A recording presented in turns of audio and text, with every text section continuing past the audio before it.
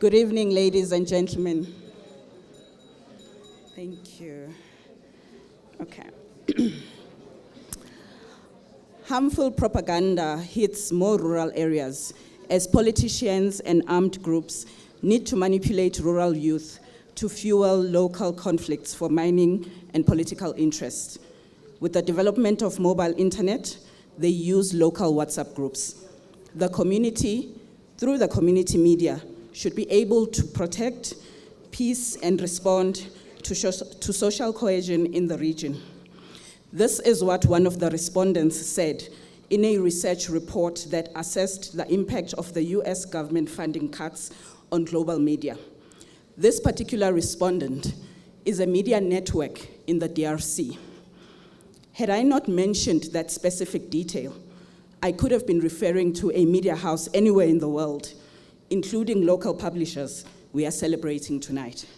For such are the common issues, challenges, and threats faced by the media the world over. In the news media industry, globalization ceased to be a concept in theory decades ago.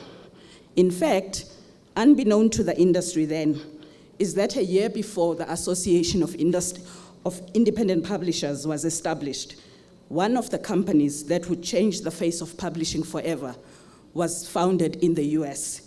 Facebook was established in 2004, a year before AIP was founded.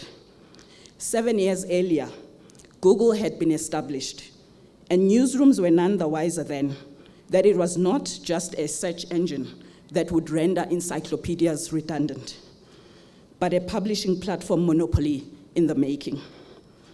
But as you will see in the program, while tonight we will reflect on these issues, sustainability, artificial intelligence, and the industry's response, but this evening is more about celebrating resilience, perseverance, innovation, courage of independent publishers, as well as their determination in the face of this adversity that is threatening not just the viability of the sector, but the stability of democracies, mental health of young people, and to erode all that humanity values. Tonight, we give flowers, while they can still smell them, to the publishing heroes and heroines who remain committed to serving their various audiences and communities with credible information. These are publishers who have stayed the course to highlight the stories that without their commitment would remain untold.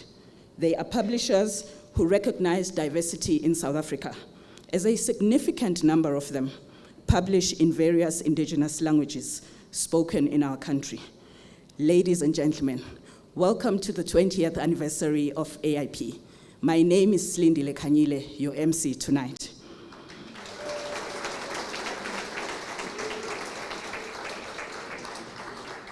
I am an AIP board member and a publisher of Umbele, a Zulu medium financial publication, and Umkhanyisi, a Zulu and education careers title. It is an absolute honor to direct tonight's program.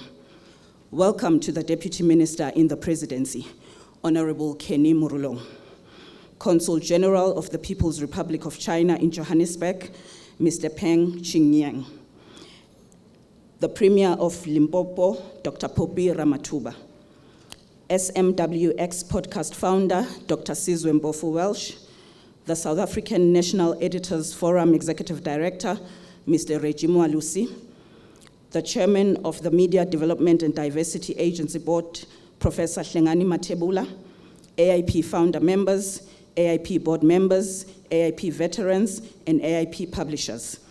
A special welcome to our sponsors, without whom tonight would not have been possible.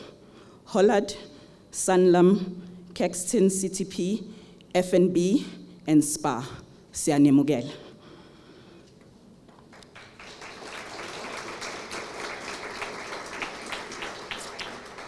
Just a few house rules, ladies and gentlemen.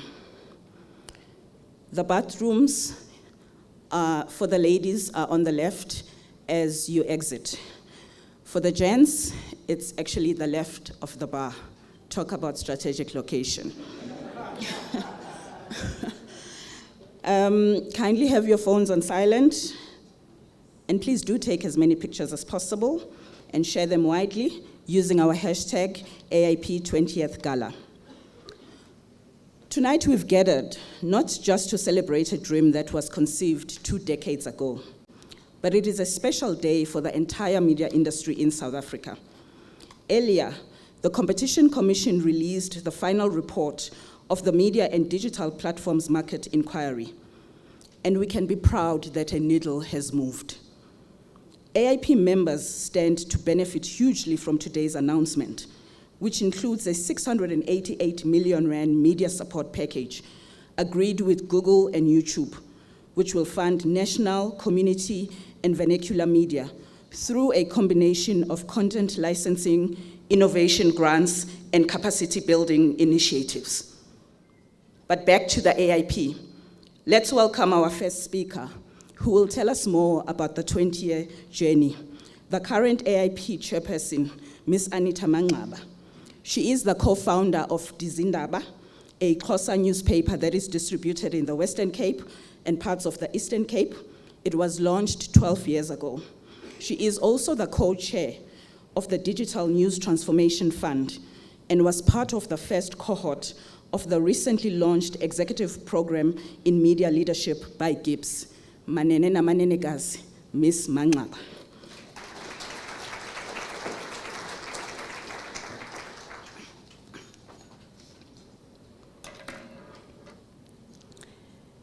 A journey rooted in purpose.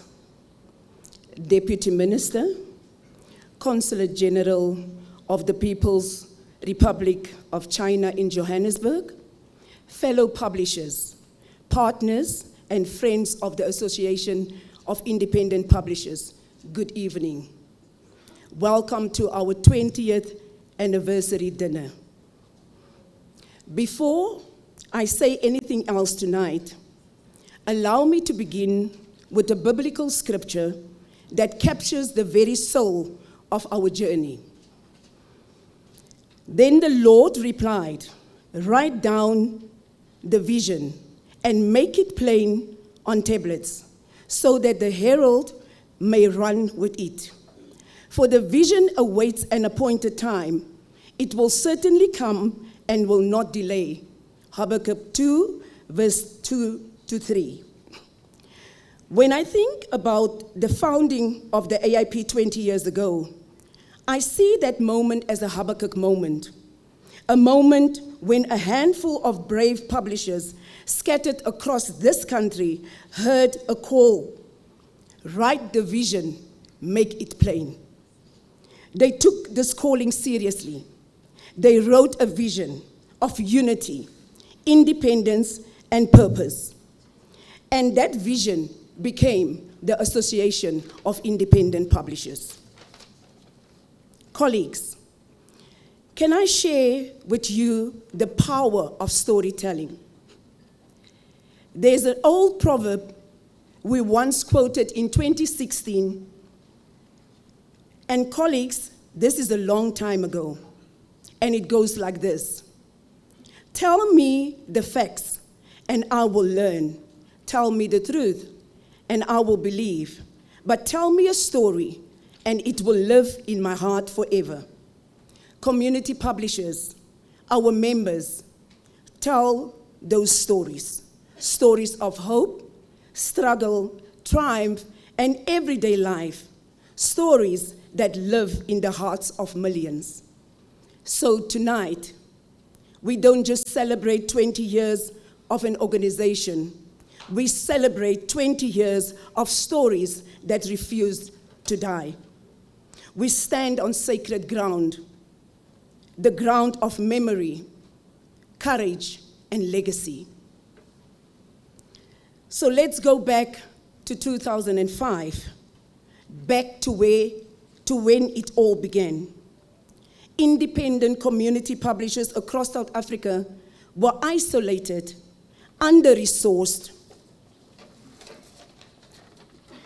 excluded from the big conversations, and cut off from the advertising markets that kept others alive. But they refused to be silent. Then they asked, Why do we exist? And the answer was clear. Because our communities deserve a voice. Because democracy cannot thrive without access to local information in local languages. Because telling our stories is not a luxury, it is a right. And so AIP was born, not as an organization, but as a movement that declared our stories matter, our languages matter, and ownership of our narratives, colleagues, is non-negotiable. So, today, that movement beats strong in every province, from Kofi-Mvaba to the Cape Flats, from Makadu to Mangaung, from Lady Frey to Langa. We are there. Our publishers work from garages, classrooms, converted shacks, and sometimes 3-story buildings. We publish in isiXhosa, Afrikaans, isiZulu, Tshivenda, English, and many more, reaching people in the language of their hearts. AIP has nearly 220 member publications, producing approximately 2.5 million copies per month, reaching approximately 7.5 million readers. Over 78% of our member publications are Black-owned, and 25% are women-owned, proof that transformation is real and happening here and now. Women may not have always held the title of publisher, but they have always been at the heart of our press, shaping stories, driving social change, and making their voices heard. And while their contributions are undeniable, we know there is still work to do to level the playing field and unlock full potential. Recently, AIP conducted an in-depth study on the state of South Africa's community media sector called Costing Community News, Assessing the Value and Constraints of Small Publishers in South Africa. Funded by the International Fund for Public Interest Media. And listen to this. Here is what the research found. Community newspapers are not just small businesses. They are a vital part of South Africa's democratic infrastructure. They provide trusted, local, relevant news in mostly indigenous languages. They hold leaders accountable. They strengthen civic participation. But here's the truth. Despite this incredible value, most of our publishers are in financial distress. 44% earn less than 100,000 a year. Many operate at a loss, sustained by volunteers and pure passion. Colleagues, there is a structural imbalance in the ecosystem. We provide high-value public information, yet digital platforms profit indirectly from our content. The research estimates we need at least 395 million rand per year to restore sustainability, 161 million rand to close the gaps, and 246 million to grow coverage to communities that's still unheard. Deputy Minister, this is not just an economic issue. It is a democratic imperative. Because when community media dies,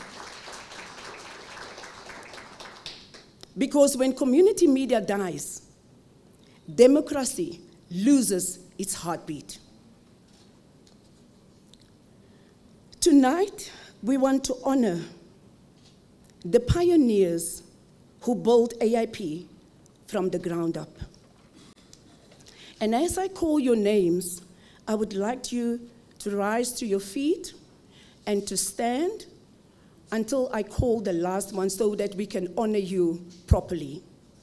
Anton van Zyl.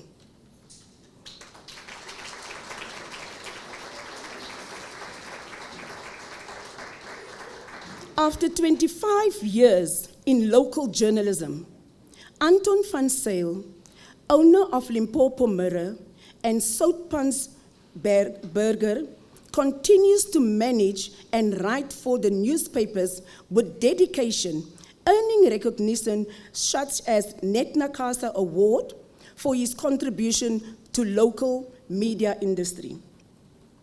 Rashad Mohammed.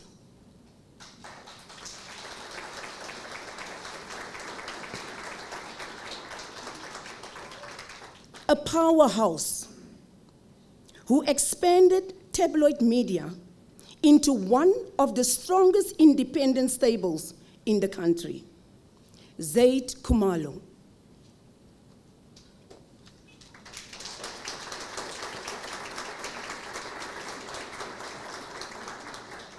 Ndiyaxolisa tata ngokubiza ngegama. Founder of Katuris Mail, who fought discrimination and neglect the decades powered only by passion. Greg Osmond. Is he not here? So, Greg Osmond, the entrepreneur who reshaped KZN's South Coast through South Coast Fever. Danny O'Reilly. Is he in the room? The visionary Duomini, who started Kids Knees in Kimberley on pure faith. Malvery Adams, one of our early trailblazers whose presence helped shape this movement. The last one would be Justin Arnestin, the disruptor who ran Africa Eye News Service and taught us that innovation is courage, and was also the first president of the Association of Independent Publishers.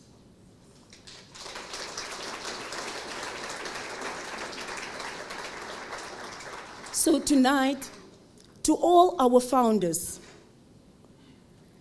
you didn't just build an organization. You planted the seed of a forest of independent voices.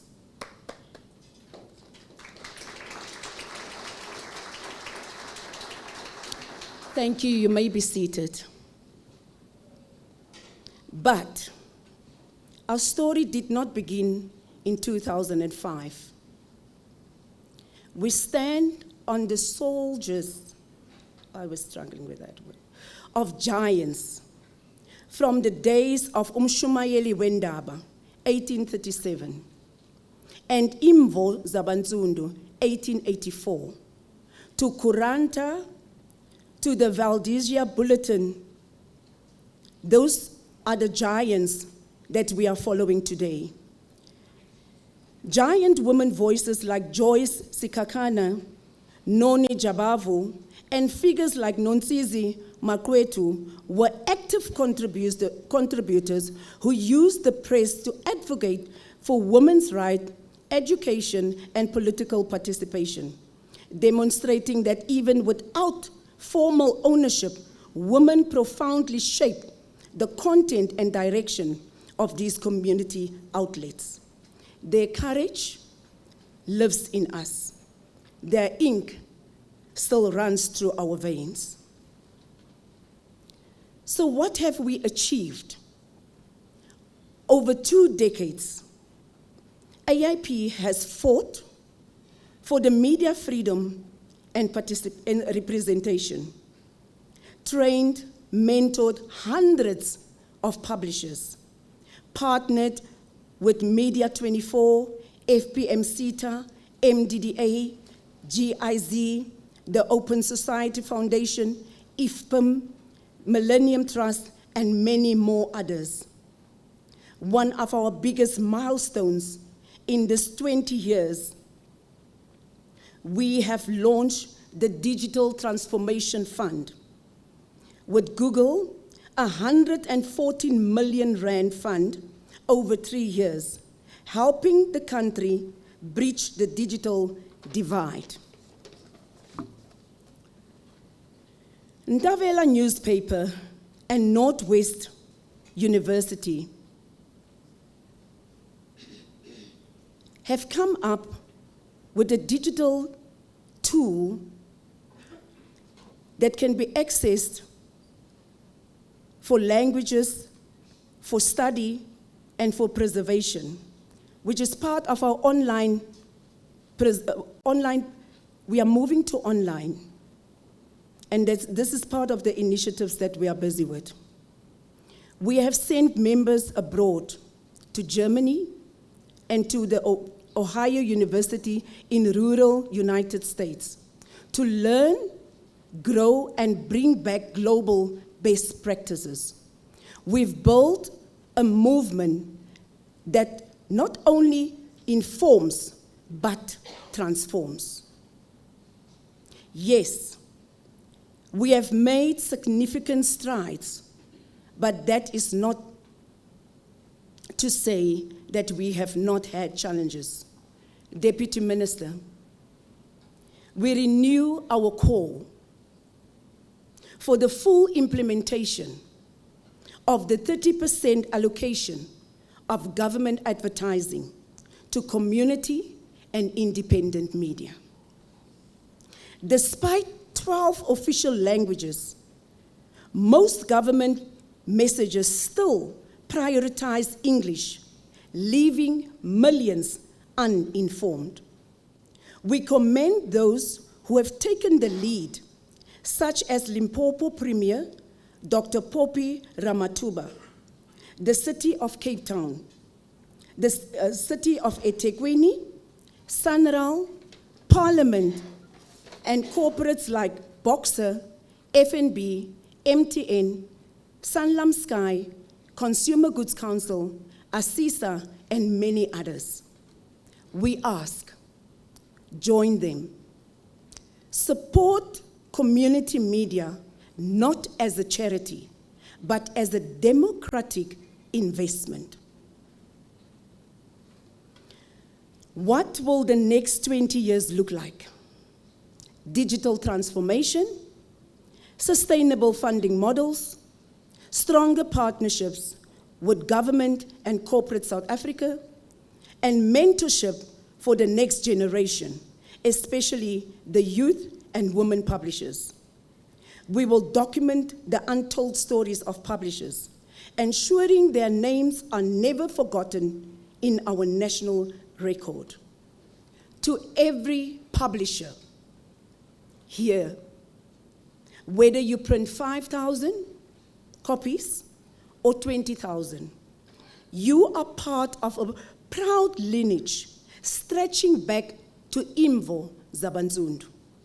You are the custodians of truth, the defenders of language, the storytellers of our democracy. To our founders, to our funders and partners, thank you for believing in the power of small media. To the founders and elders, we stand on your shoulders with gratitude.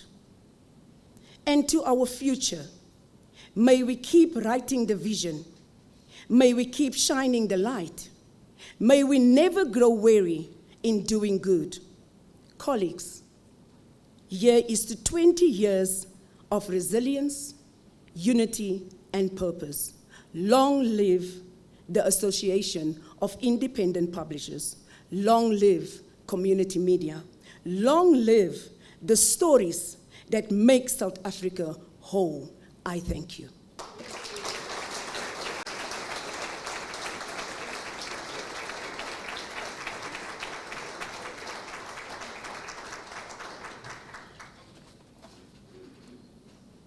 Support community media not as a charity.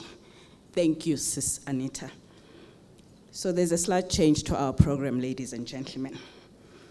Before the minister comes onto the stage, as your programs reflect, we are going to call on one of our stakeholders. The AIP does not work alone, and one of our key stakeholders is the MDDA, which has invested millions into the sector. Another win from the media and digital platforms market inquiry today is the 11.6 million rand that will be channeled to the MDDA for vernacular language training. To give us a message of support is the board chairman of the MDDA, Professor Matebula. He is a seasoned business leader with over 30 years of experience, including 20 years in the financial services industry. He has held numerous high-level positions, such as serving on boards of multinational companies, asset management firms, and retirement funds. He joined the MDDA as a chairman in 2021. Professor Matebula.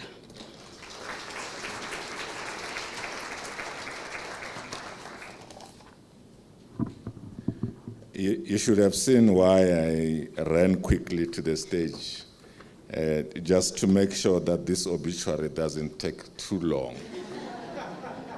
It must be as short as is possible. So I had to come to the stage to avoid you sitting here and listening to a rendition of things that I sometimes don't relate to. Ladies and gentlemen, let's apologize for messing your program around. There's a very good reason for that. And the good reason is that the Deputy Minister is the executive authority for MDDA. So for that reason, I can't speak after him. He is the one that is allowed to correct me. I can't correct him. At least not here. So he can publicly come and say, look, the chairman really messed it up there. So for that, I think if you bear with us that I'm speaking before him, in any event, mine is it's a message of support, really. So Deputy Minister Kenny Murolong, the chairman of the Association of Independent Publishers, Ms. Anita Makaba, the executive director for AIP, Dr. Kate Skinner, and I have a new colleague that hasn't been in the boardroom of MDDA but is here. So, and it's a veteran in the print industry. So the newest board member of MDDA, Ms. Muiponi Malifani, she has taken the opportunity to be here because she is a daughter. They don't know you, you know? Do you want to stand up? They don't know you. There she is. So next time there's issues around AIP, you must know, you must say you represent us. And then she must have the responsibility. But more critically, I think I've seen MDDA staff members and the acting CEO of MDDA, Ms. Baji, is here. Ladies and gentlemen, esteemed guests, it is an honor to stand before you tonight as the chairperson of MDDA to celebrate this incredible milestone of 20 years anniversary of AIP. 20 years of dedication, resilience, and an unwavering commitment to community and small commercial media is no small feat. It's a testament to the power of storytelling and the importance of giving a voice to the voiceless. For 2 decades, AIP has stood firm, amplifying stories, empowering communities, strengthening community journalism across the country. Tonight, we celebrate AIP not just as an organization, but a legacy of empowering communities, championing diversity, ensuring that every South African has access to information in their own language.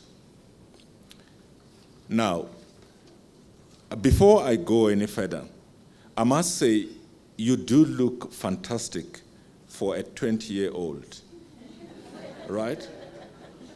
I look around the room, you indeed do look fantastic for people coming from every corner of our country. And I can say this with confidence because the MDDA celebrated its own 20th anniversary in 2024. So we know a thing or two about reaching this milestone. It's like we are twins, except you are the younger sibling. Of course, don't worry, we won't hold that against you, right? After all, age is just a number. Many will agree, okay, except if you are graying like me. And if we were to be honest, I think we both look pretty good for our age. And now I'm talking about the organizations.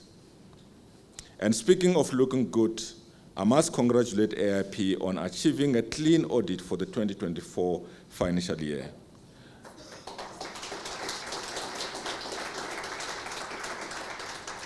That's no small accomplishment in today's challenging economic climate. It's a reflection of your commitment to transparency, accountability, and excellence. Again, this feat mirrors the achievement of your elder sister, the MDDA, in the immediate past financial year. Well done, AIP. You have set the gold standard for community media organizations across the country because this issue about clean audit or the management of resources that don't belong to you is a very critical factor. The AIP's impact is undeniable. Through 178 publications reaching over 7.4 million readers monthly across 11 official languages, you have built a platform for voices that might otherwise go unheard. From the Pondoland Times to Food for Mzansi, your members have brought stories to life that resonate deeply with our communities, anchored on media freedom at grassroots level. Community and small commercial media, particularly print publishers, continue to face significant sustainability challenges. As we celebrate tonight, we must also confront the reality before us. Audiences shifting to new platforms for news and information, declining advertising revenue, rising printing and distribution costs, and the demands for digital transformation are growing more complex. These challenges are not insurmountable, but they are the ones we can only overcome together. The MDDA's Community Media Sustainability Report, which was published in 2024, highlights the ongoing struggles of community publications to transition into the digital space without alienating their loyal print readership. The study confirms that the digital divide remains a major obstacle as many communities still lack affordable data, reliable connectivity, and the necessary digital skills to justify a digital-only media model. In addition, community-based journalists require training to produce multimedia stories, while publishers need the capacity to develop sustainable digital publications. The report concludes that investment in skills, digital infrastructure, and long-term resourcing is critical for growth of the community media in a rapidly digitalizing environment. The partnership between AIP and Google to establish the Digital News Transformation Fund is a powerful example of what can be achieved. With 114 million committed over 3 years, these initiatives will support the digital transformation of small, local, and independent news publishers. It offers more than funding. It is a lifeline that will help bridge the digital divide, grow audiences, and strengthen sustainable business models across the sector. The MDDA currently receives no direct funding dedicated to sustainability of community and small commercial media. The MDDA, in this, really tries its best to ensure that in the best way possible, we still continue to support the community and small commercial print media. The reality, though, is the significantly limits that scale impact of the support we're able to provide. It is therefore imperative that we work collectively as a sector, partners, policymakers, and champions of the media diversity to find a lasting solution. Together, we can advocate for stronger policy framework, design capacity building programs that respond to real needs, and lobby for the establishment of the dedicated funding for community media, specifically publishers, to ensure sustainability. Community media is the heartbeat of our democracy. It keeps local power structures accountable, counters misinformation, and provides platform for voices of communities often overlooked by mainstream platforms. At a time when public trust in media is being tested, community publishers are the torchbearers of ethical journalism and fact-based storytelling. The MDDA, as a statutory institution of the democratic state, share a common purpose with AIP to strengthen grassroots media and support diversity media that serves the people and is not profit-driven. Democracy is strongest when citizens are informed, connected, and heard. And tonight, as we celebrate AIP's 20 years of excellence, we reaffirm our commitment to this shared vision. For this, I would like to thank you for listening to me and wish you well as you celebrate this 20th anniversary. But most crucially, do enjoy the dinner and the dancing that will happen thereafter. Thank you.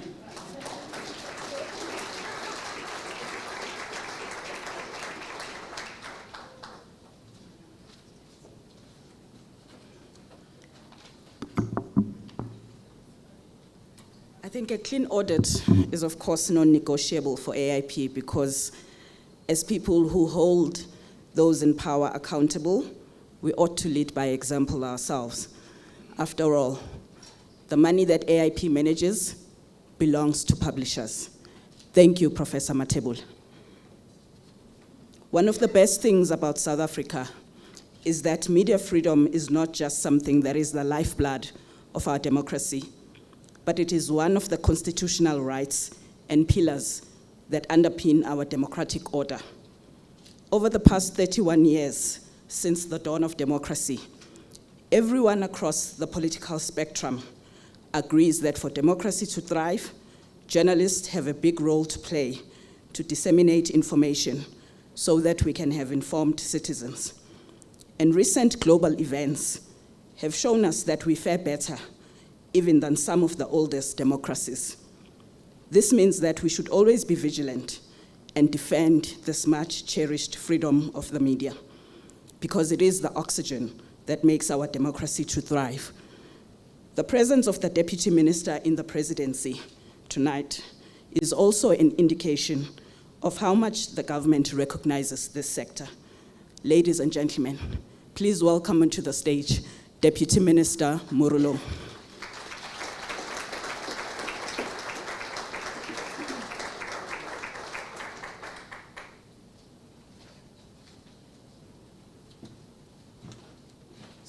Thank you so much to our esteemed program director.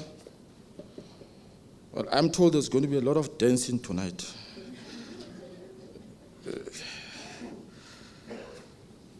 Some of us are quite handicapped. Program director, our sister, Ms. Slindile Kanyile, the Premier of the people of Limpopo, Dr. Poppy Ramathuba, His Excellency Consul General from the People's Republic of China, Ms. Annette Mangaba, Chairperson of the Association of Independent Producers, and the entire leadership of AIP, Professor Matebula, MDDA Board Chairperson, and all board members present here, Mr. Reggie Mwalusi, the Executive Director of the South African National Editors Forum, Dr. Sizwe Mpofu Walsh, the founder of SMWX Podcast, and all other podcasters who are here, distinguished media practitioners, members of the Association of Independent Publishers, ladies and gentlemen. A single narrative can never define South Africa. Our strength is in our multitude of voices, from the online publication in Kailicha to the community newsletter in Limpopo, from the township magazine in Soweto to the coastal newspaper in Durban. We ensure that the tapestry of our nation is woven with every color, every language, and every story. Community media outlets are far more than sources of information. They are beacons of empowerment and engines of social change. They are the lifeblood of our democracy, pulsating through every town, village, and neighborhood. They are the quiet hum of democracy at work, not in towering skyscrapers, but in community halls and on the digital screens of our neighborhoods. They are the storytellers, the watchdogs, the champions of the hyperlocal. This evening we celebrate the 20th anniversary of the Association of Independent Publishers, which is not just an organization but a movement, a collective heartbeat for the grassroots media in our nation. It is indeed an honor and privilege to speak to you on a topic that is close to my heart. Since 1994, we have strived to ensure a free, independent, and thriving media sector. Media freedom, and indeed freedom of speech, is at the heart of our democracy. And since 1994, the media sector, and in particular print media, has undergone a sea change. There's been remarkable growth in the form of small local-owned media outlets from across the country. The offering in this sector is also diverse, and it includes newspapers, magazines, newsletters, and online publications. However, for all the growth, there are also numerous challenges in the media sector in general and print in particular. It would be an exaggeration. It would not be an exaggeration, rather, to say that journalism throughout the world is at the crossroads. Newsrooms are shrinking. Revenue from traditional advertising and subscriptions have declined, and many established publications have either closed or migrated to online platforms. It will be fair to say that the journalism landscape has never been more challenging. According to data collected by Reporters Sans Frontiers for the 2025 World Press Freedom Index, in 160 out of 180 countries assessed, media outlets achieve financial stability with difficulty or not at all. The data further reflects that news outlets are shutting down due to economic hardship in nearly a third of countries globally. Even in South Africa, the strain faced by news organizations is constant and has resulted in newsroom closures, which in turn has increased monopoly media ownership. These are the realities faced by the industry, and there are further threats in the form of AI content creation and fake news, which is eroding media credibility. As fellow defenders of media freedom, we know that information is the lifeblood of any democracy. It is also true that when information is no longer credible or not trusted, it erodes trust in government and public institutions. Factual information is necessary to drive informed public discourse. And when it is under threat, citizens are deprived from making objective decisions. I call on you, as the Association of Independent Publishers, to be at the forefront of fighting against fake news and false narratives. You must be our vanguard. There is real harm and irreparable damage to the work of government caused by the proliferation of fake news and misleading news. Democracy suffered when it is no longer clear what is true and what is misleading or blatantly false. While we support media freedom, this freedom lives alongside the responsibility to report honestly and truthfully. The spreading of false narratives and untruths, especially as it pertains to the work of government, results in people losing confidence in the state, in government itself, but more importantly, in the media itself. Mistrust, if left unchecked, is a cancer that can destroy society. Members of the Association of Independent Publishers, I assure you that in government, and in government communication and information system, you have an ally in championing media freedom, diversity, and sustainability. Through the Media Development and Diversity Agency, we continue to support the growth and sustainability of community media, ensuring it remains a pillar of our democratic architecture. The MDDA's 2025-2030 strategic plan is aligned with our national development priorities and sets out government vision to create a sustainable, inclusive, and capable media sector. The MDDA strategy is built on three key pillars. Firstly, it is working to establish a sustainable community media sector by capacitating 200 media practitioners, digitally transforming 100 media entities, and providing all of them with essential digital media training. As part of these efforts to encourage these entities to grow and sustain themselves over time, repeat funding will be reduced by 10%. Secondly, it will enhance content generation through the establishment of a digital content hub.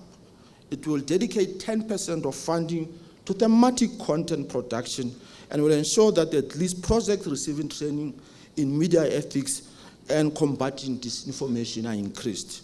Thirdly, the MDDA will build a sustainable organization with clear targets to improve funding by 5% and secure 70% stakeholder satisfaction and meet our PFMA commitments.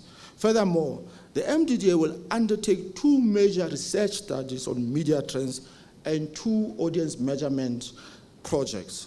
These will provide the government with crucial data on trends and audience behavior to shape the sector's future. It will also help community media tailor their content, improve their reach, and at the end of the day, ensure their own funding for long-term sustainability. Additionally, the GCIS will also oversee the finalization of the MDDA amendment bill, bringing greater stability to the organization and enabling more effective support for community media. This legislative reform will also enhance the MDDA's funding mechanism, bolster capacity, and strengthen governance structures. As I close, I wish to reaffirm our commitment to this sector. Cabinet, consistent with what the chairperson of AIP has earlier raised, we have listened to your cries. We've heard your cries. We have listened to them. Cabinet recently approved the revised government communication policy, which stipulates that 30% of the advertising spend in government must be channeled to small commercial and community media. This media buying policy will also enable over 700 entities, 230 municipalities, 30 national government departments, 70 provincial government departments, and 9 provincial legislatures to comply with the setting aside of 30% of government budget for community media.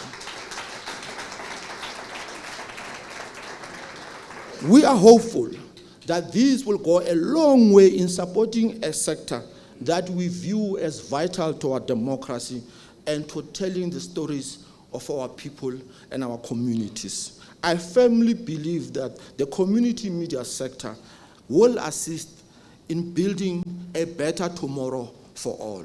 Your footprint extends throughout the country, and by harnessing your collective resources, there's no reason why community media cannot rise to greater prominence and significance. The scope for growth within community media is endless, and there's ample room for community media to become the conduit for national dialogues on a range of pressing issues such as safety, health, education, employment, and rural development.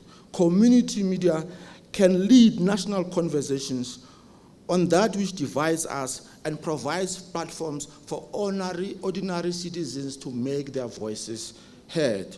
Community media can play a vital role in our joint vision of building a united, non-racial, non-sexist, democratic and prosperous society. This is the role that you have played in the past 20 years, and I have no doubt that you are ready to push towards the next frontier. When a local publication shines a light on corruption, it empowers a community. When it celebrates a local artist, it fuels a culture. When it connects a neighbor to a neighbor, it builds a nation. I thank you.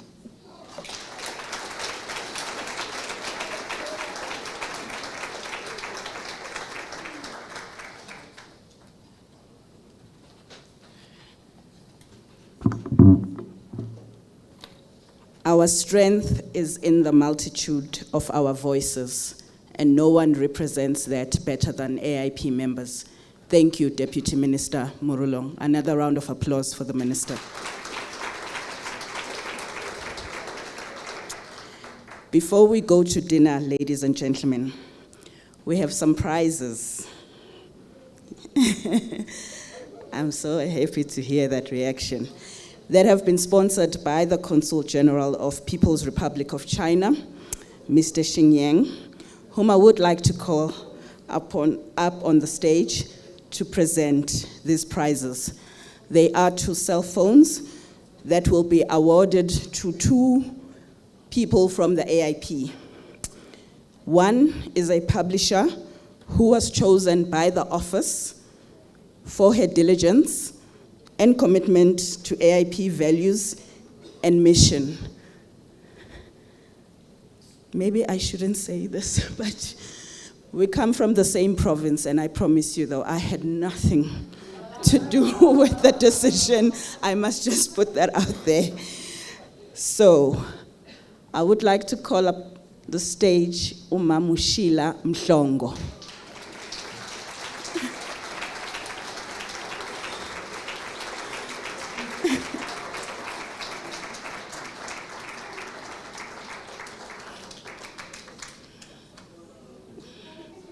Wonderful.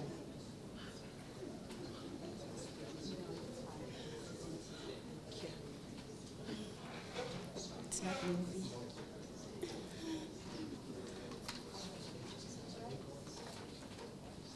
Do you want me to go on stage? Okay.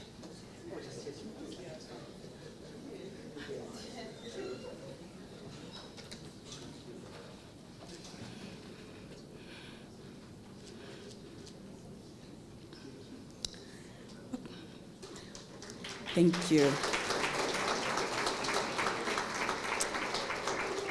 Okay. The second winner is an AIP person, but is not a publisher. This is someone who goes beyond the call of duty and is incredibly patient with publishers who, well, I will not say much about how difficult they can be sometimes. But this person is the backbone of the AIP office. Come on up, Valent.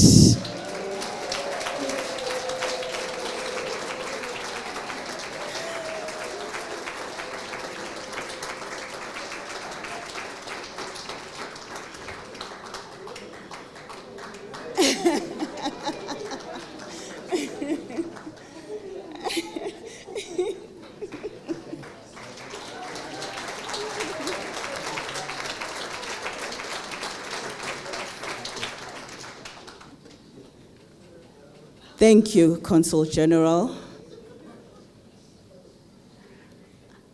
Thank you. So we've reached one of the best parts of this evening. Dinner is about to be served. It is a buffet, and our serving stations are at the back. It will be 3 tables at a time. There are ushers who will assist us. We will start from the front and go all the way to the back. Enjoy your dinner, ladies and gentlemen.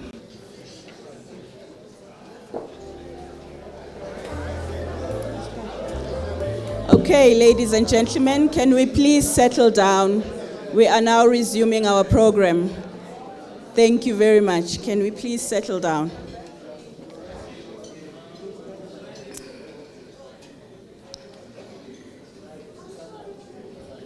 Thank you. So I hope dinner was good and that everyone enjoyed themselves.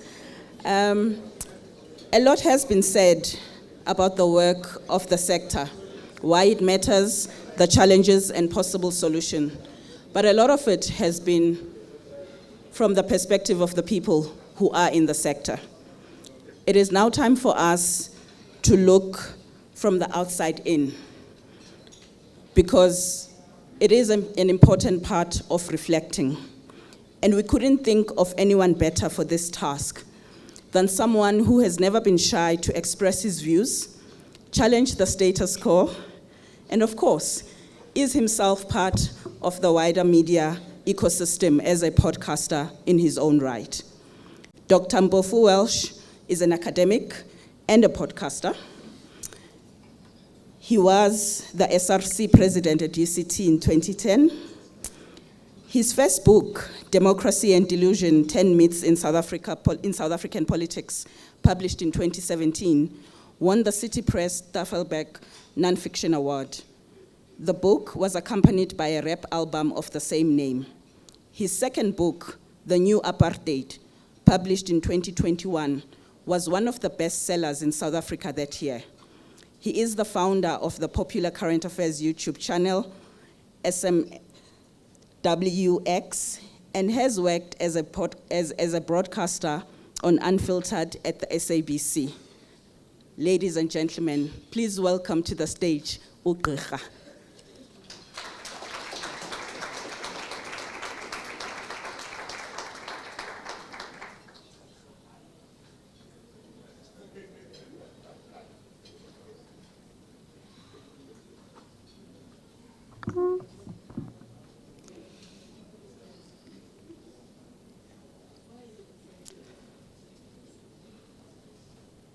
Firstly, if I may, I return you many thanks.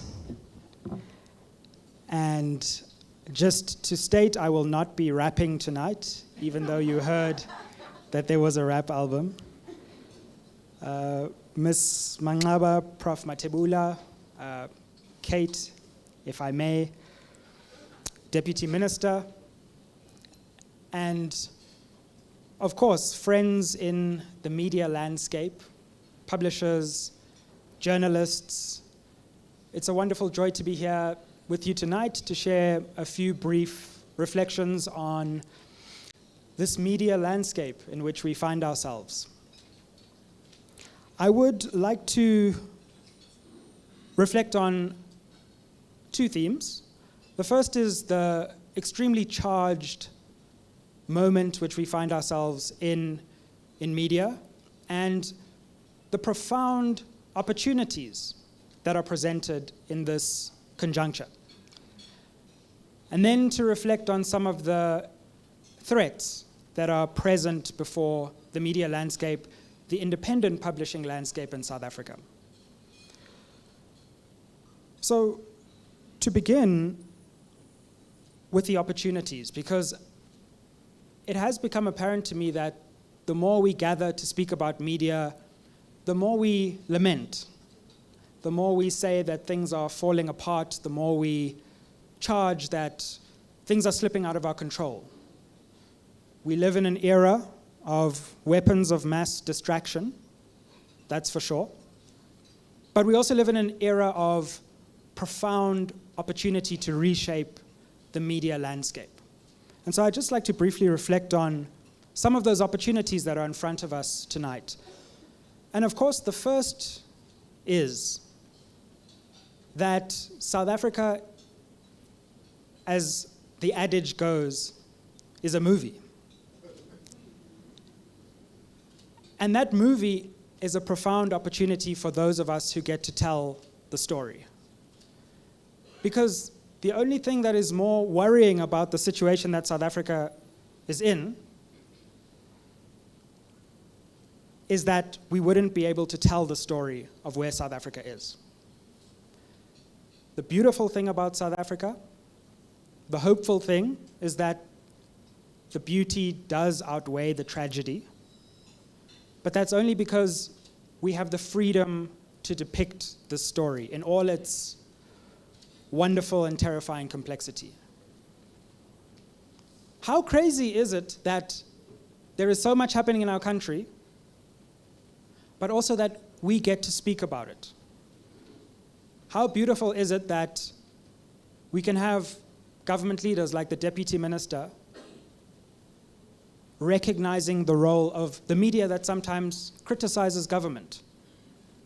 Where else do you find a country that is so cacophonous and yet so free to tell the truth of the story? So there is a profound moment for us in South Africa because we are that beautiful mix of a country where a lot is happening and a lot is changing, but there is the freedom to talk about it. And even some of our fellow democracies to the north of the Atlantic can learn lessons about the freedom that we've been able to generate in our country and the comfort with which we find ourselves in that freedom. And how beautiful is it that despite the fact that we can talk in these charged ways about what's happening in our country, yes, even the state can still fund that conversation from time to time. So, Madam Premier, I salute you for the role you play in that. Now, another important opportunity is, of course, this advent of digital media in South Africa. And I'd just like to share a little from my perspective, because I do have a front row seat to the booming digital media landscape, what an opportunity this is, not to change the way that publications have always distributed their information, but to add to it. So, thank you, first of all, for giving me a break from talking about all the Mkhwanazi stuff tonight. I appreciate that. And thank you to all of you who are subscribers. We have 370,000 subscribers, hopefully after tonight. Thank you. Thank you. Aye. And hopefully after tonight, 370,120. But I'd love to take the credit for the way that my podcast and other digital media properties are booming right now. But the truth is, it's part of a deeper story of how media is shifting in the world and in our country. So I'm 6 years into this struggle of trying to get audience, trying to tell my side of the story, just like each of us is here. And suddenly in the last year, thanks in part to General Mkhwanazi, things have just reached a terrifying tipping point, to the point where last month, 13 million people tuned in to our episodes. Thank you. Thank you. And it used to take satellites and all kinds of infrastructure and the funding to build a professional studio and various regulatory barriers to be overcome to broadcast to 100,000 people at any given time. And Now it can be done at the click of a button, and it is being done every night. And that is a profound opportunity for all of us. Because if we can put in the consistency, if we can find the right formula, it might take 6 years of consistent work, but we can break through the barriers of incumbency that used to prevent the reach of independent voices. So now we are faced with this opportunity where if we can figure out how to marshal these digital technologies at our disposal, in addition to the traditional platforms which we are part of building, if we can find that marriage, then there are great rewards of the capacity to influence the public debate ahead of us. So yes, there are problems and there are worries, and sometimes that lack of regulation creates terrifying experiments along with the hopeful ones. But we're in a profoundly opportunity-pregnant moment here, where if we can get it right, there are massive audiences who are just waiting for independent voices to break the mainstream monotony. So we should see this as an opportunity, I think. But having said that, having spoken about the opportunity of our democracy and the opportunity of this moment, there's no doubt that there are huge threats that go along with this major shift towards digital media. The first, of course, as I said, is that there is as much and maybe more terrible stuff out there as good stuff. And so with the freedom to talk and speak and the barriers coming down, some of the worst in our society now also have megaphones that are far too large for their analytical rigor. But the thing is, the platforms are not going away and the opportunities are not going away. So the only way we can meet some of these worrying voices that are beginning to sprout up is to meet them there, to meet them where the audiences are. Not to pray for different audiences, but to find the audience where it is and continue to educate and inform that audience and to delight that audience. And I do believe, despite the dramatic level of untruth that is circulating on digital platforms, there is also the flip side of that. Beautiful, new voices, fresh voices who are recasting our country. And we need to amplify those. They're in our communities. They are in your publications. They are on your platforms. And now we have the ability to disseminate those voices, to challenge the problems of inaccuracy and misinformation that no doubt are present in this new digital landscape. I suppose another threat, if we can call it that, is a tension which perhaps exists between the craft of journalism on one hand, which is a well-honed craft which has a number of institutions that it has been built around, which has official bodies, and then the freewheeling digital media landscape where podcasters just get up and steal journalistic material.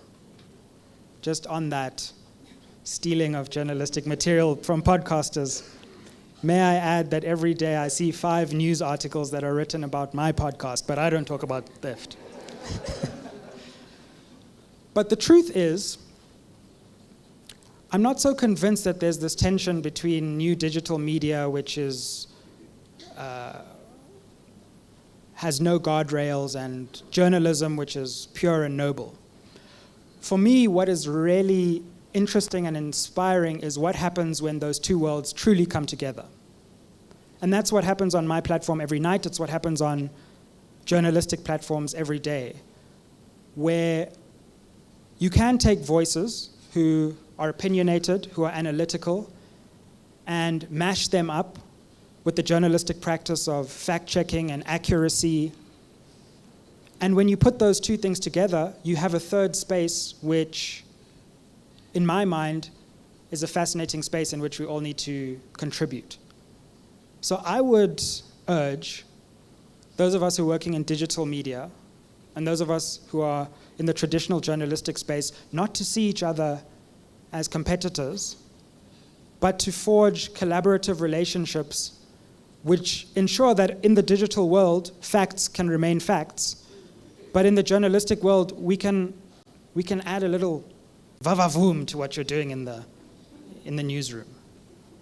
I think in that space where some have figured out these new digital platforms, but others are masters of the journalistic craft, we can find something new. And I already see this happening with many community media platforms.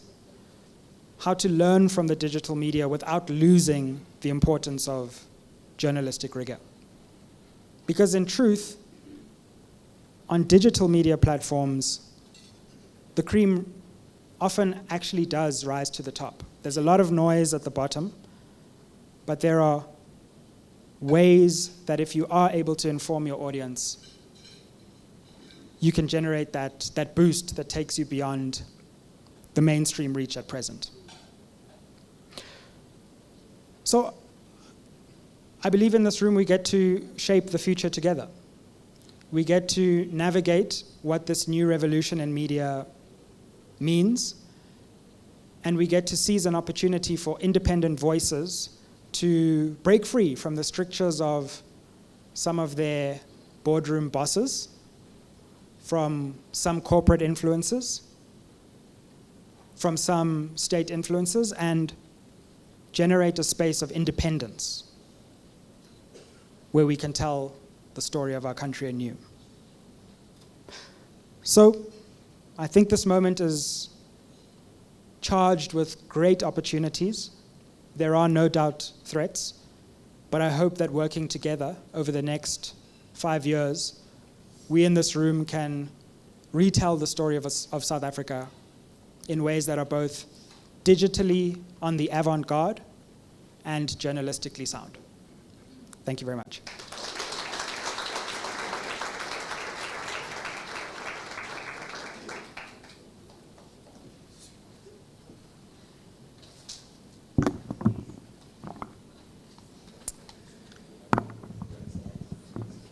It is a profoundly pregnant moment.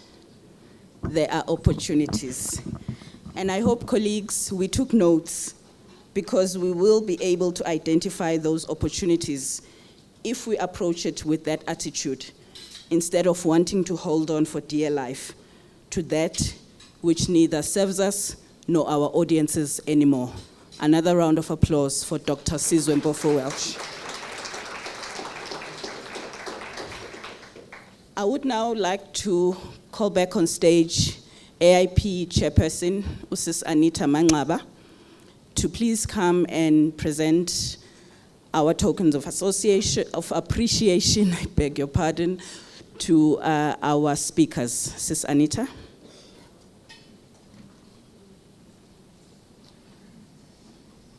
And would like to call back on stage Deputy Minister Murulong, MDDA Chairman, Professor Matebula, and Dr. Sizwe Mpofu-Walsh.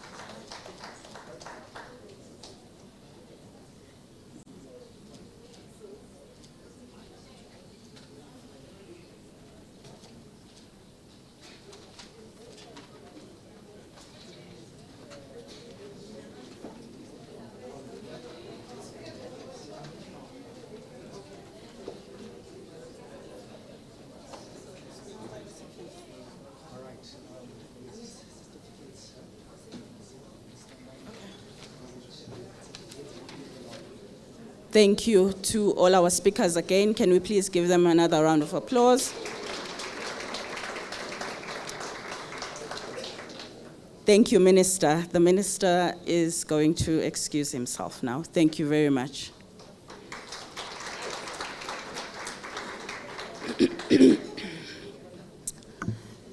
So AIP has more than 150 members spread throughout the country.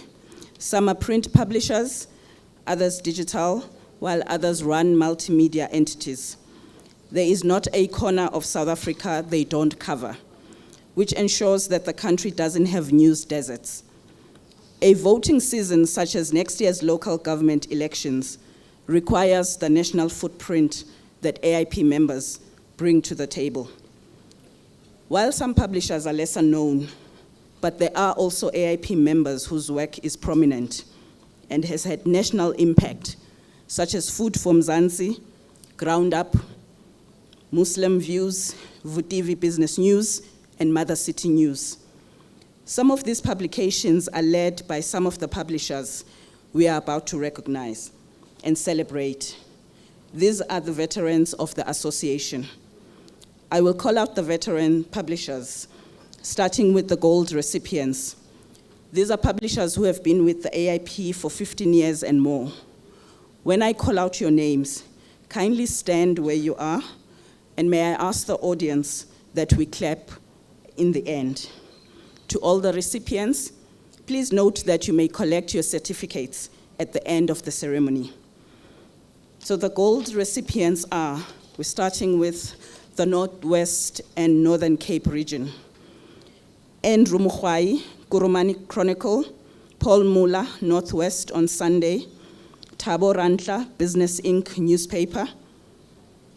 To the Western Cape region, Patrick Rudolph, Cape Flats News, Mahmoud Sangli, Muslim Views, Joseph Bashbi, Winelands Eco, Noshad Khan, 48 Hours, Cape Town this month, Anita Mangaba Dizindaba, Iphephandaba leXhosa, and Namzi Jamudin, People's Choice.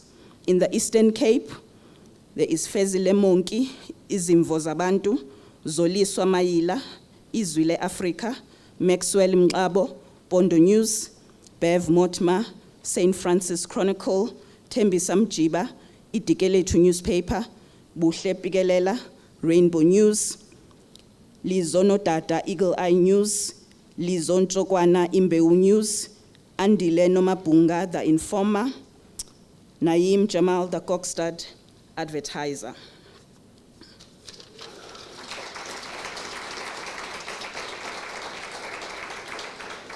Still in the Eastern Cape, we have Pamela Mtimagwe, Eastern Cape Women's Magazine, and Monwabisi Kininda Ikwezi Lasemtata. In KwaZulu-Natal, Sheila Mhlongo of KZN Namuhla and Bali Dlomo of Intuthuko newspapers. Moving to Mpumalanga, Mduduzi Nkosi, Nkomazi Observer, Austin Moyo, Khanyisa News, Nelisiwe Ndlovu, Bushbuck Ridge News, Thomas Nkosi, Ziwapi, and Siphoteledi Tabacheu News. In Limpopo, Dunisani Ntsanisi Ntabela,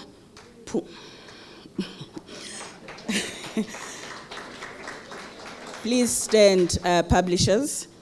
Pumuzo Makaramedza, Ngoho News, Anton van Zyl, Limpopo Mirror, Dipite Upape, Seiponi Madireng, and in Gauteng, Patricia Hlungwani, Alex Pioneer, Zaid Kumalo, Katoras Mail, Victor Ngube, Religious News, Shelley Govender, Orange Farm News, Globe Post, and Walkerville and Savannah City Times, Fanelo Masego, Lokshin News, Tembi Moyo, Inner City Gazette, Thabo Muki, Sesh Times. And in the Free State, it's Takane Pitso, Masulinyane News,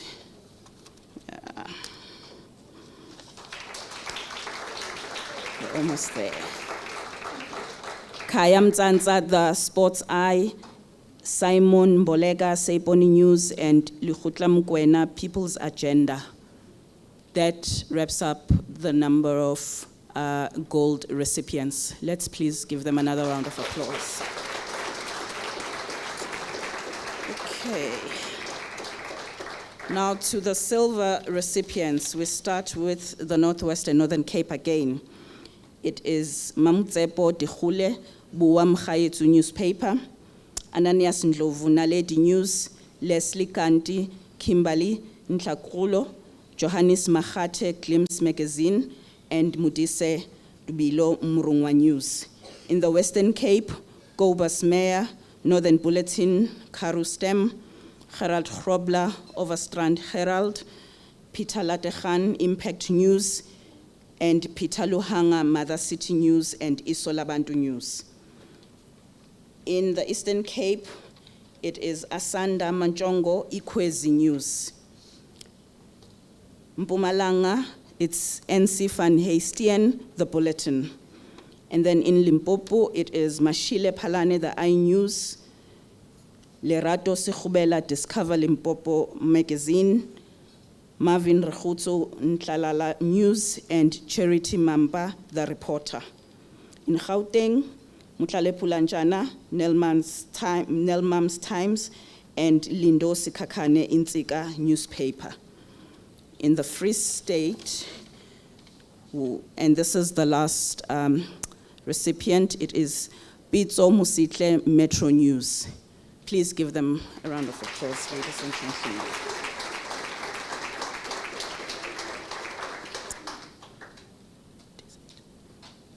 So we will now be served dessert.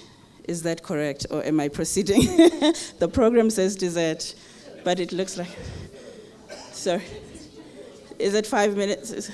Okay, so proceed. Reggie, okay.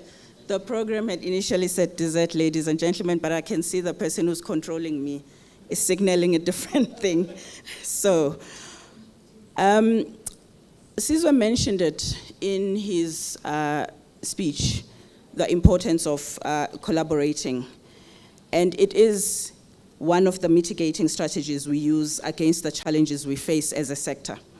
Otherwise, we would drown, because we are too small a sector and too small an economy to work in silos. Another key stakeholder for the AIP is SANEF, which represents colleagues who work in traditional newsrooms or mainstream media outlets. We all serve different roles in the news ecosystem, and the public needs us both. To give us a message of support from SANEF is the Executive Director, Mr. Reggie Mwalusi. He was previously the editor-in-chief of both the Daily Sun and Sunday Sun between October 2014 and November 2018. He started his journalism career in 2002 at the Mail and Guardian. He then went on to work for publications such as the Sowetan and the Sunday World. He then moved to Media 24, where he held numerous roles before assuming the editorship. In 2013, he won an award as the best poster writer, and we all remember Daily Sun posters, guys. And in 2016, he was named as an influential media player by the Titans CEO Awards. Reggie has also held positions of Secretary General and Gauteng convener of SANEF. He worked briefly for Clockwork Media and MultiChoice in PR and corporate communications, respectively. He holds a BA Honors in Journalism and Media Studies from Wits University and other qualifications from Stellenbosch University and the Copenhagen Business School in Denmark. Ladies and gentlemen, please welcome Mr. Mwalusi.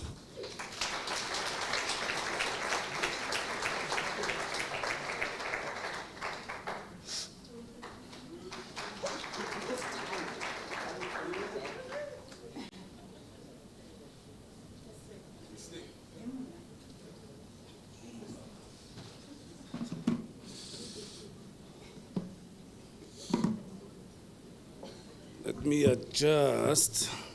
This is the disadvantage of being yeah, tall people would understand. Yeah. Ladies and gentlemen, good evening. I think all protocol has been observed for the evening. We can move on. But firstly, I think SANEF would like to thank the AIP for this opportunity to come and stand here and deliver this message. The AIP over the years has come to be an organization that has not only been a stakeholder, but they continue to be a key organization when it comes to SANEF's work and the programs we deliver as an organization. So I was thinking that what was happening 2 decades back, I think if you saw this week, UJ was also celebrating 20 years after the formation of the then Technikon Wetwatersrand and Rand Afrikaans Universiteit. But also in 2005, there was a judge who ruled about a mutually corrupt relationship between 2 individuals, being a former president and a certain handler. And I think we still see those mutually corrupt relationships to this day.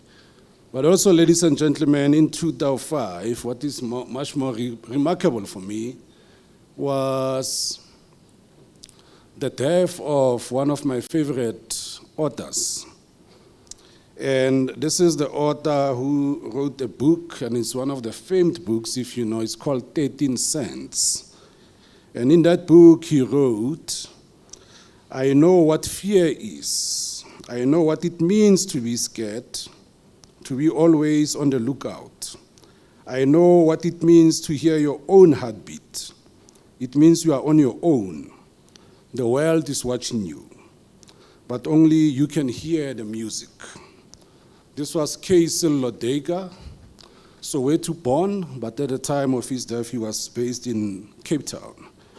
He was an extraordinary writer, ladies and gentlemen. And these words, they should echo to each and every publisher in this room who remains an AIP warrior, past and present. An entrepreneur in the media space, as you may all know, it's not easy.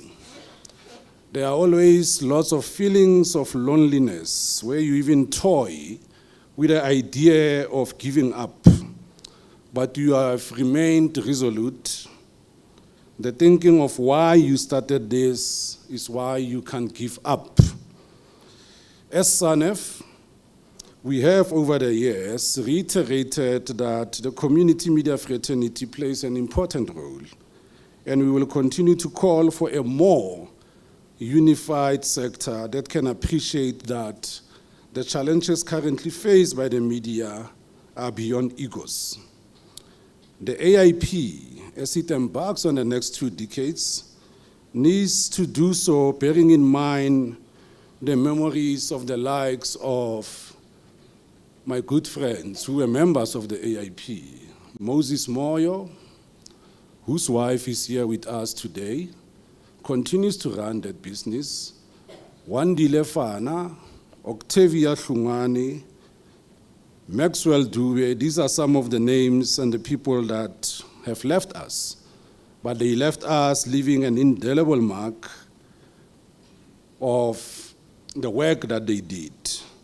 Wandile, and we affectionately call him Farah, was described by Louis Vail as a fierce believer and fighter for integrity in journalism, the radical advocate for the transformation of the media and creation of space for communities to speak in their own voice.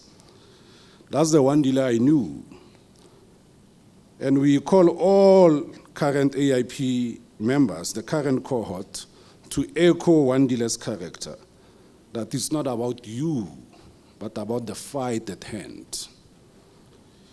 The description by Mbali Dlomo, as she remembered Octavia, she said, there is a need for more members to step up and to participate and realize the need for an active and seen AIP.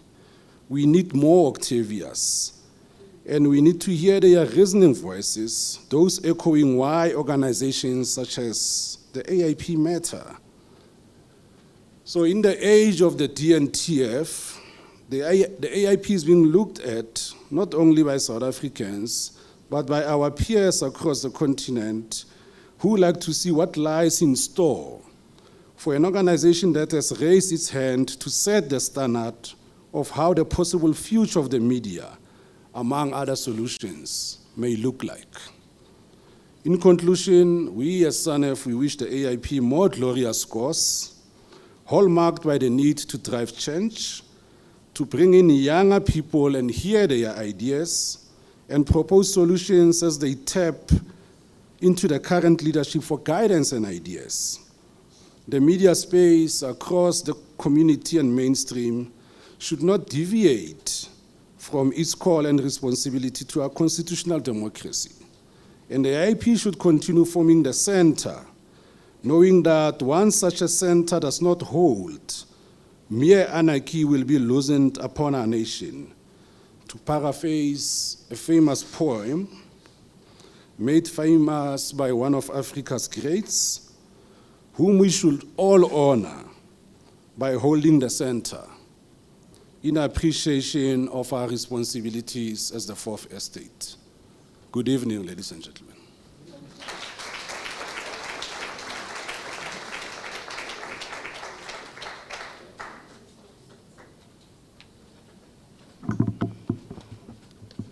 Let's bring this mic back where it belongs. Okay, so Reggie has referred to, sadly, some of the publishers who are no longer with us. And unfortunately for us this week, we lost yet another AIP publisher, Utemba Njingila from KwaZulu-Natal. But we soldier on. And of course, we have throughout the evening been referring to the Digital News Transformation Fund. 23 projects have been selected in the first round, and these projects will be funded with 10.7 million rand. We will know their identities next week, and I see I've just made eye contact with the Chukululu table. But ladies and gentlemen, one of the organizations that held the AIP's hand during the negotiations with Google is the International Fund for Public Interest Media, IFPIM. We will now listen to a message of support from Ms. Khadija Patel of IFPIM. Hello, everybody, and congratulations to the AIP, the Association of Independent Publishers. From me, Khadija Patel, please accept my sincere regrets for not being able to be with you today to celebrate. But know that the AIP represents something greater than any of us. It is the courage of South African media professionals, but it is also the commitment to the most democratic form of media in South Africa, community media. Community media represents all of the potential of free media, free independent media in a young democracy like ours. And over the last 30 years, we have seen community media being the lifeblood of our democracy, staying true to the people with whom it exists, with whom it endures. So for another 30 years and on, community media must endure.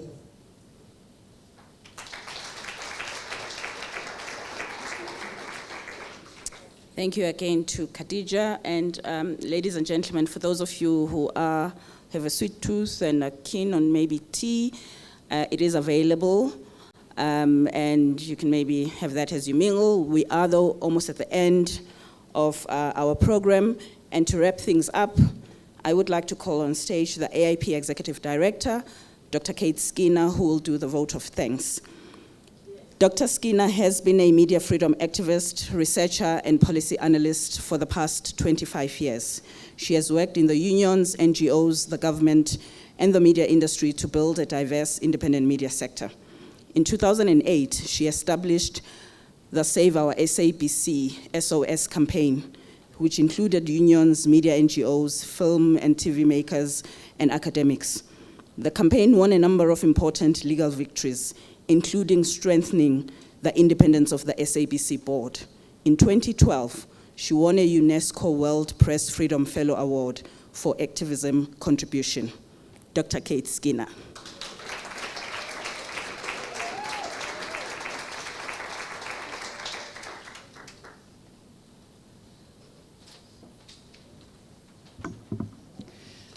Now I'm a bit taller. Ladies and gentlemen, it's such a privilege to be able to give this vote of thanks. So on behalf of the Association of Independent Publishers, I want to celebrate 2 decades of courage, collaboration, and commitment, a story of publishers who refused to let local voices fade and who indeed built something enduring and deeply meaningful for South African journalism. So friends, I have 2 tasks today. My first task is to put forward a huge number of thank yous for some absolutely amazing people. And the second thing that I have to do, which I'm also very proud to do, is announcing a new committee that we're setting up as AIP, a Veterans Committee, and I'm going to talk a little bit to that. So first of all, to our distinguished speakers. So, I mean, a number of them have left, but I want to thank, very deeply, the Honorable Kenny Muralong, the Consulate General from the People's Republic of China, Mr. Pan Qingjing, Professor Hlingani Matapula, Sizwe Mpofu Walsh, Reggie Malausi, thank you, and Khadija Patel. Collectively, you've inspired and provided us, and you've inspired us, you've provoked us, and you've celebrated our journey. Last but not least, in terms of our speakers, Slee, I want to thank you. You're one of our own. You did an amazing job. You pushed this program along, and just well done.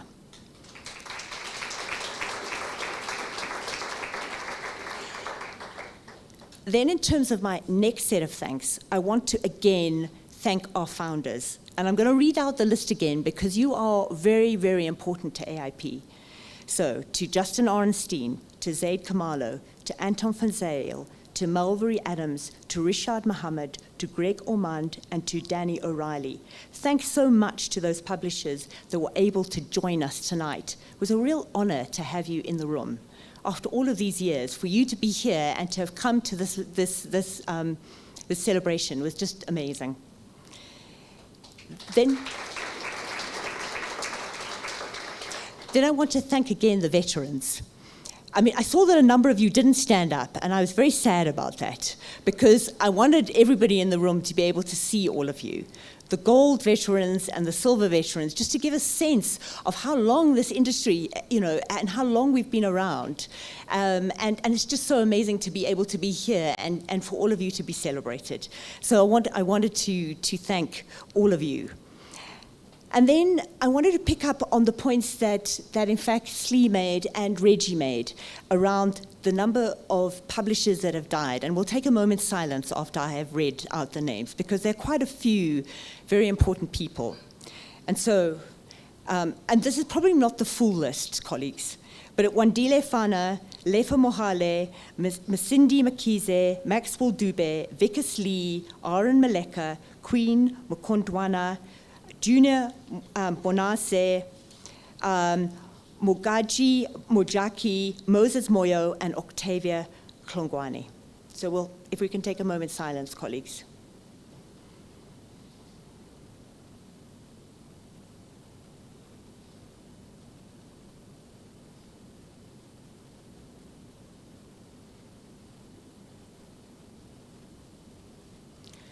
And then, colleagues, I want to thank our sponsors, because this dinner would never have happened without them. And I want to call on all of these people to continue to support us and for more people to support us. So Hollard, Sanlam, Caxton, F&B, and SPAR, thank you for believing in us. Then to also...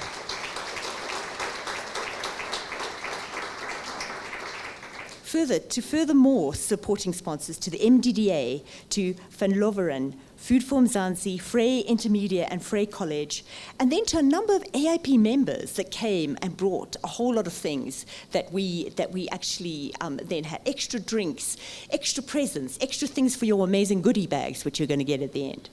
So Papasha Media and Eric Perry, so thank you in particular to you. Now, I have two final thank yous. These are very important thank yous. So, my organizing team in terms of tonight. Thank you so much to all of you. I'm looking at you. Mediate Media, Chris and Neo, thank you for all that you've done for tonight. To the Buzz Hive, Bridget Fanole, thank you.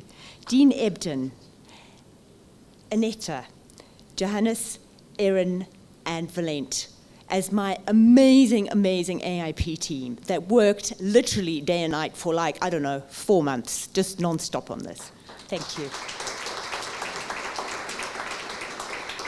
And then I'm going to read out my incredible board, and now I'm going to make you stand because I want everybody to see you. So, Eric Piri, Mifanzili Dlakude, Peter Lohange, Lorato Mampa, Simon Mboloko, Slindile Kanile, and Tembi Majiba, and my wonderful chair and deputy chair, Aneta Mangaba and Johannes Makate, who unfortunately is not here today. He literally drove all the way up to Johannesburg, and his mother died this morning, and then he had to drive all the way back. But he came despite the fact that his mother was incredibly ill, and so it was unbelievable that he was here. So thank you, colleagues.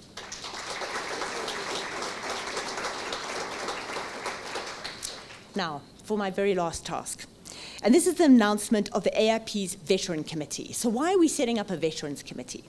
It is a very, very important committee, colleagues. It gives me great pleasure to announce the fact that this will be a one-year appointment designated to bring experience, wisdom, and balance to our organization.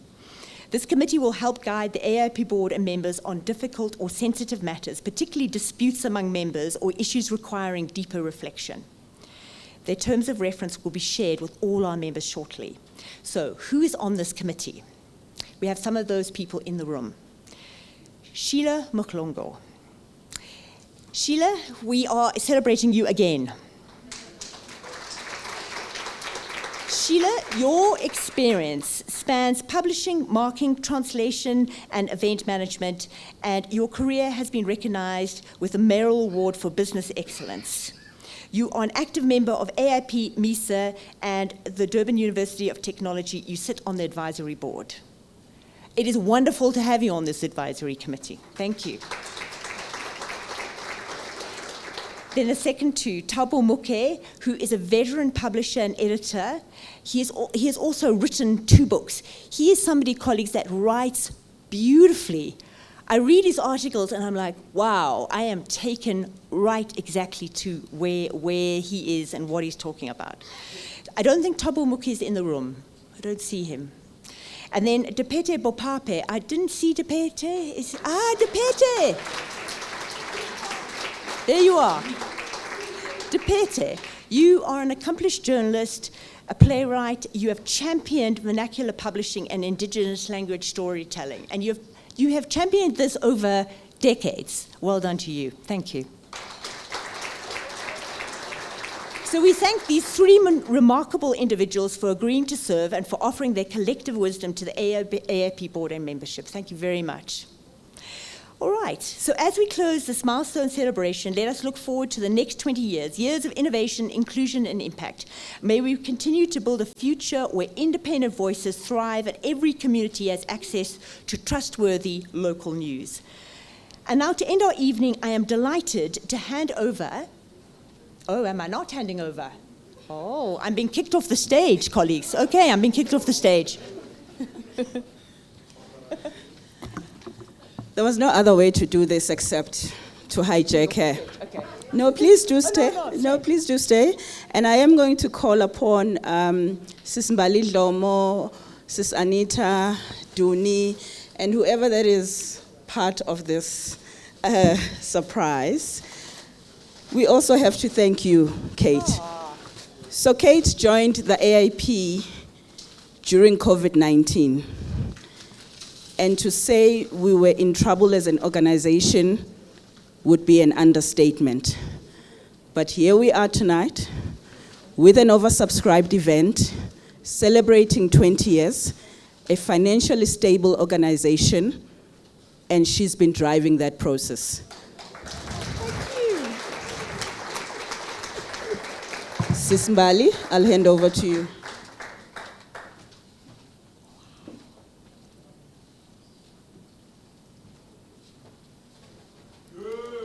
Oh gosh.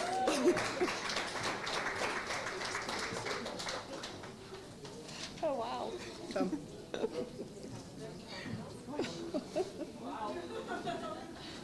Oh wow.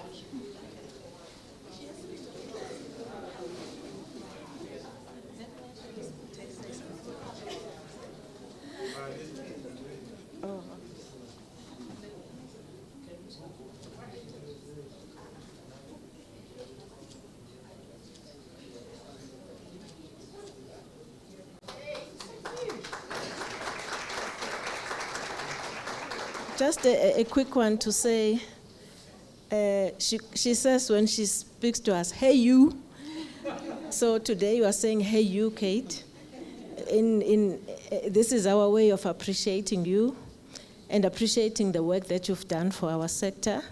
We started together at the AIP, MIF 2021, and we learned a lot from you, and we are still learning a lot from you, and I think as the AIP proceeds, in years, you'll still hold our hand and assist us in getting the sector to reach new heights, new greater heights. So thank you and congratulations for everything that you've done for us.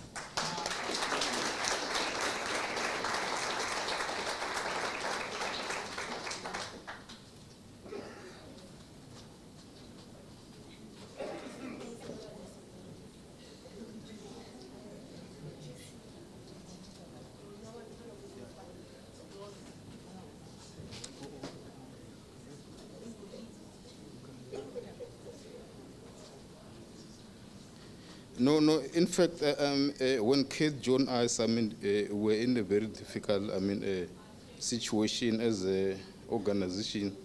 A lot have been said about our late Wara. 2 weeks before he passed away, I was always checking him on WhatsApp anyway.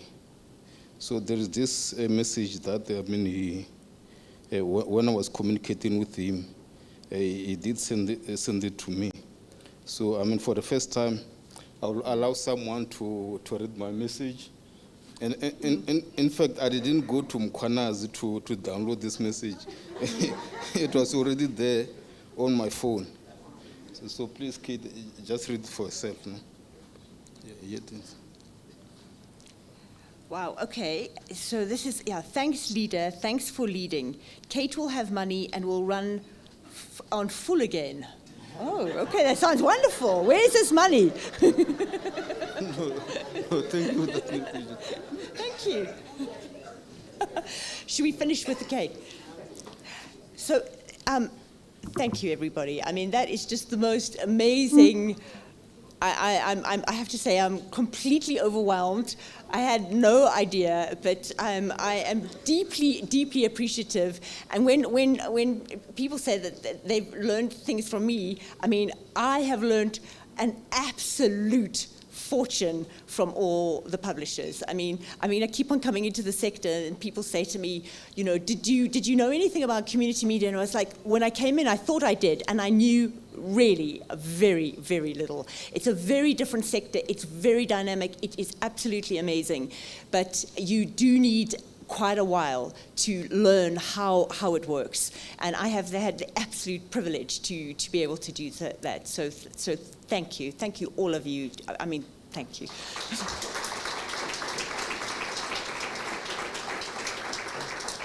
And so now I want to hand over to our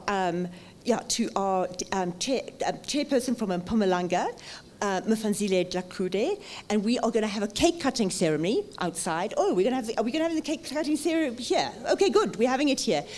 Over to you, Mfanzile. Thank you.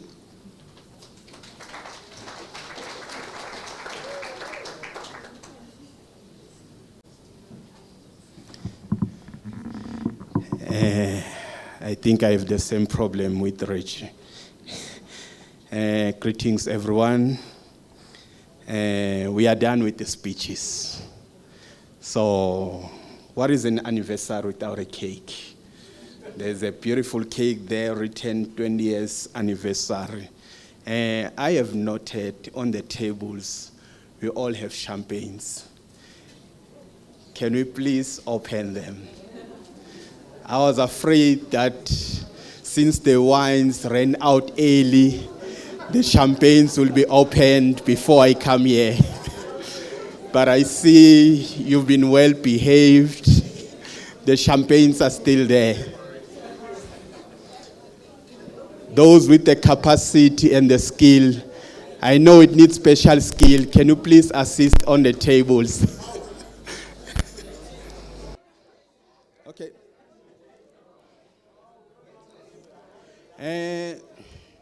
Okay, can we continue? I said we are done with the speeches, so we must wrap up and mingle and socialize. I'm sure everyone is looking to have a share of the cake. My message is that may the cake get bigger and bigger so that more get a slice, even outside the room.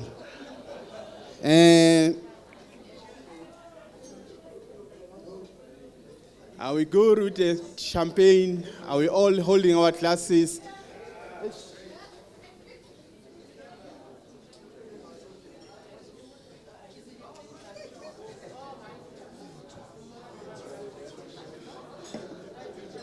I prefer 0%. So I couldn't see, I didn't get to read if it's 0%. So I'll just hold the glass just to be safe. I'm now going to propose a toast. Are we ready? Are we ready? The first one, to media freedom,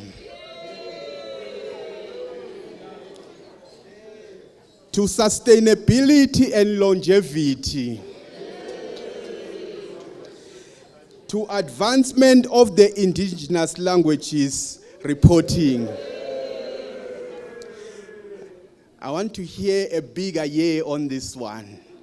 This one is about the money. To financial support and advertising.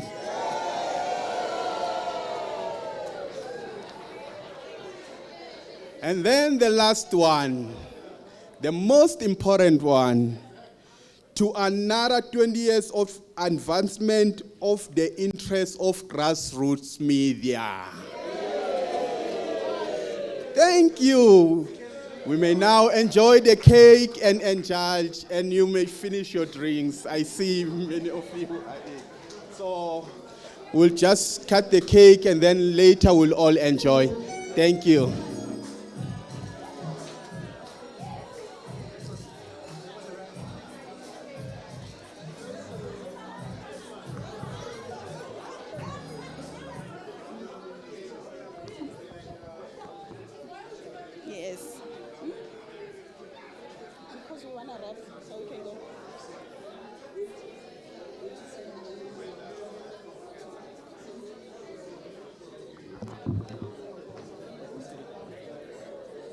It's on. I'm just waiting for them to finish there. Okay, ladies and gentlemen.